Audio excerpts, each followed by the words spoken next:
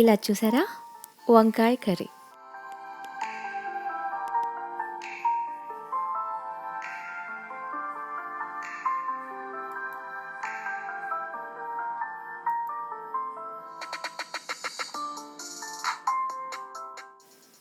Hi friends, నమస్తే.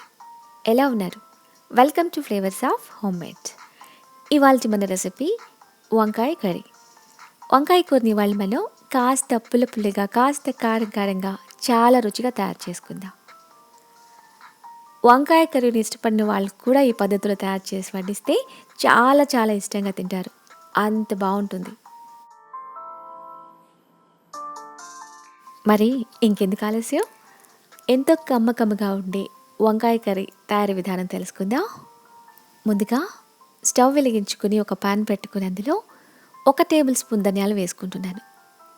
తర్వాత 1/2 tea spoon జీలకర్ర, ఆ తర్వాత 5 నుంచి 6 ఎండుమిర్చి వేసుకోండి. ఎండుమిర్చి కారం పట్టి 1-2 ఎక్కువ తక్కువ చేసుకోవాలి. 1/2 టీ స్పూన్ కంటే కూడా కాస్త తక్కువ మెంతులు, అంటే ఒక 10-15 గింజలు వేసుకుంటే సరిపోతుంది. ఆ తర్వాత కరివేపాకులు వేసుకుని సన్నని మంట మీద దూరగా వేయించుకోవాలి. ఎప్పుడైనా సరే పొడి మసాలా కోసం దినుసులు వేపుతున్నప్పుడు ఫ్లేమ్ని చాలా తక్కువగా పెట్టుకోవాలి.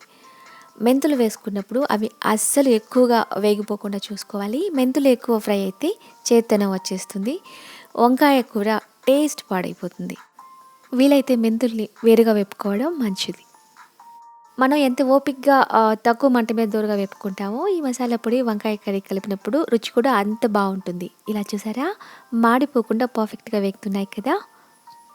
ఇప్పుడు 1 టీ స్పూన్ తెల్ల నువ్వులు వేసుకుంటున్నాను. తక్కువ మంట మీద బాగా వేపుకోవాలి. నువ్వులు త్వరగానే వేగిపోతాయి కదా. నువ్వులు బాగా వేపుకుంటేనే వీటిని మిక్సీలో వేసి పొడి కొట్టుకున్నప్పుడు పొడి చక్కగా వస్తుంది, లేదంటే ఆయిలీగా ముద్దగా వస్తుంది. వేరొక ప్లేట్లోకి తీసుకొని చల్లారనిద్దాం. చల్లారిన తర్వాత మిక్సీలో వేసుకొని పొడి కొట్టుకుందాం. పొడి రెడీ అయిపోయింది. ఇలా చూసారా, పొడి ఇలా వస్తుంది. ఆ తర్వాత స్టవ్ మీద బాండలు పెట్టుకొని 3 టేబుల్ స్పూన్స్ ఆయిల్ వేసుకొని వేడి చేసుకోవాలి. ఇక్కడ నేను నువ్వుల నూనె వాడుతున్నాను. వేరే ఏ కుకింగ్ ఆయిల్ అయినా వాడుకోవచ్చు, అయితే నువ్వుల నూనె వాడితే ఈ వంకాయ కూరకి మంచి టేస్ట్ వస్తుంది. ఆయిల్ వేడెక్కిన తర్వాత అందులో 1 టీ స్పూన్ ఆవాలు వేసుకుందాం. ఆ తర్వాత అవి చిటపట్లాడగానే 1/2 టీ స్పూన్ జీలకర్ర, ఆ తర్వాత 2 ఎండుమిర్చి ముక్కలుగా తుంచి వేసుకోవాలి.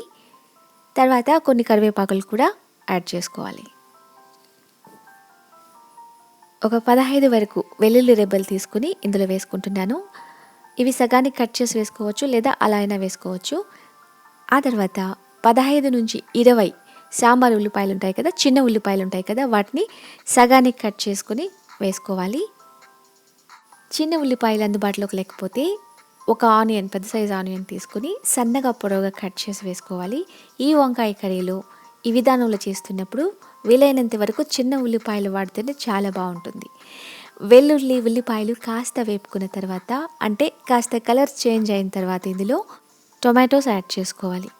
ఇక్కడ నేను 2 పెద్ద సైజు టొమాటోస్ తీసుకుని పెద్ద ముక్కలుగా కట్ చేసి వేసుకుంటున్నాను. అంటే ఒక్కొక్క టొమాటోని దగ్గరగా 8 ముక్కలుగా కట్ చేసి వేసుకోవాలి. ఇందులో చిన్న ముక్కలుగా కట్ చేసుకుని టొమాటోస్ వేసుకోకూడదు. అలా వేసుకుంటే ఈ వంకాయ కర్రీ వండడం పూర్తయ్యేసరికి అవి మెత్తబడిపోయి గ్రేవీలా తయారైపోతాయి. సో ఇలా పెద్ద ముక్కలుగా కట్ చేసి వేసుకోవాలి. వీటిని 2 నిమిషాల పాటు వేపుకున్న తర్వాత పొడి మసాలాలు యాడ్ చేసుకుందాం. 1/2 టీ స్పూన్ పసుపు, 1 టీ స్పూన్ ధనియాల పొడి, 1 టీ స్పూన్ కారం, రుచికి సరిపడా ఉప్పుని వేసుకుని మిక్స్ చేసుకోవాలి. కారం వేసుకునేటప్పుడు చూసి వేసుకోండి. కారంలో ఎక్కువ కారం తక్కువ కారం ఉన్న పొడులు ఉంటాయి కదా, సో మన రుచిని బట్టి కారం అడ్జస్ట్ చేసుకోవాలి. వీటిని 1 నిమిషం పాటు కుక్ చేసుకోవాలి. ఇప్పుడు ఇందులో వంకాయలు వేసుకుంటున్నాను.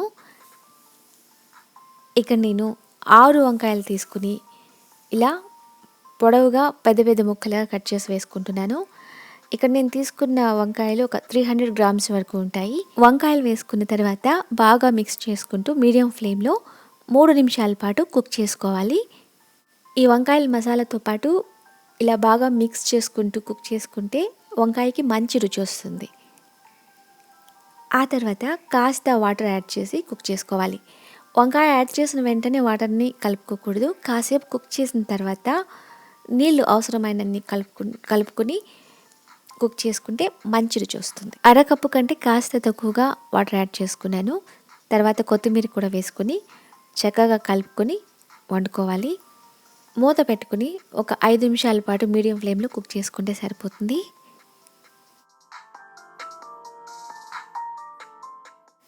ఇలా చూసారా, వంకాయ ఒక 80-80% వరకు కుక్ అయింది. ఇప్పుడు ఇందులో చింతపండు రసం వేసుకోవాలి. ఒక నిమ్మపండు సైజులో చింతపండు తీసుకుని అందులో సగం చింతపండు తీసుకుని చింతపండు రసంలాగా తయారు చేసుకోవాలి. ఇలా చూసారా, చింతపండు రసం ఇలా చిక్కగా తయారు చేసుకోవాలి. మనం తీసుకున్న చింతపండులో ఒక పావు కప్పు వరకు వాటర్ని యాడ్ చేసి ఇలా చిక్కగా చింతపండు రసం తయారు చేసుకుని ఇందులో వేసుకోవాలి. చింతపండు రసం వేసుకున్న తర్వాత బాగా మిక్స్ చేసి కుక్ చేసుకోవాలి. ఇక్కడ చింతపండు రసం వేసిన తర్వాత ఎక్కువసేపు కుక్ చేయాల్సిన అవసరం లేదు. 2-3 నిమిషాల పాటు మీడియం ఫ్లేమ్లో కుక్ చేసుకుంటే సరిపోతుంది. ఇప్పుడు ఇందులో కొబ్బరి పాలు యాడ్ చేసుకోవాలి. 3/4 కప్పు అంటే ఒక అరకప్పు కాస్త ఎక్కువ, 3/4 కప్పు కంటే కాస్త తక్కువ కొబ్బరి పాలు వేసుకోవాలి. 3 పెద్ద ముక్కలు కొబ్బరి ముక్కలు తీసుకుని ఇలా పాలను తయారు చేసుకుని యాడ్ చేసుకున్నాను. కొబ్బరి పాలు యాడ్ చేసిన తర్వాత 3-4 నిమిషాల పాటు మీడియం ఫ్లేమ్లో కుక్ చేసి మనం రెడీ చేసి పెట్టుకున్న మసాలా పొడిని ఇందులో యాడ్ చేసుకుంటే మన వంకాయ కర్రీ రెడీ అయిపోతుంది. ఇలా చూసారా, వంకాయ కూర ఎంత కలర్ఫుల్గా బ్యూటిఫుల్గా నూరుతోంది కదా. ఇక్కడ నేను 2 టీ స్పూన్స్ రెడీ చేసి పెట్టుకున్న మసాలా పౌడర్ని యాడ్ చేసుకుంటున్నాను. రుచి చూసి సరిపోయింది అనుకుంటే 2 టీ స్పూన్స్ ఓకే, లేదంటే కాస్త ఇంకొంచెం రుచికి బట్టి కొంచెం యాడ్ చేసుకోండి. ఆ తర్వాత కొత్తిమీరని కూడా యాడ్ చేసుకొని బాగా మిక్స్ చేసుకోవాలి. ఇప్పుడు ఈ వంకాయ కర్రీని ఇంకాస్త ఎన్హాన్స్ చేయడానికి కొంచెం బెల్లం వేసుకుంటున్నాను. ఈ బెల్లం యాడ్ చేయడం వల్ల రుచి చాలా బాగుంటుంది. వద్దనుకుంటే వేసుకోకండి, కానీ బెల్లం వేసుకుంటే టేస్ట్ చాలా పెరుగుతుంది. ఇలా చూసారా, మన వంకాయ కర్రీ రెడీ అయిపోయింది. అంతే అండి, ఎంతో టేస్టీగా ఉండే వంకాయ కర్రీ తయారైపోయింది. ఈ వంకాయ కర్రీ అన్నం, చపాతీ, రొట్టెలకి చాలా మంచి కాంబినేషన్. మీరు కూడా ఇదే విధానంలో తయారు చేసి ఎలా వచ్చిందో నాతో ఫీడ్బ్యాక్ పంచుకోండి. ఇంకొక ఈజీ అండ్ టేస్టీ రెసిపీతో మీ ముందుంటాను. అంతవరకు ఉంటాను మరి.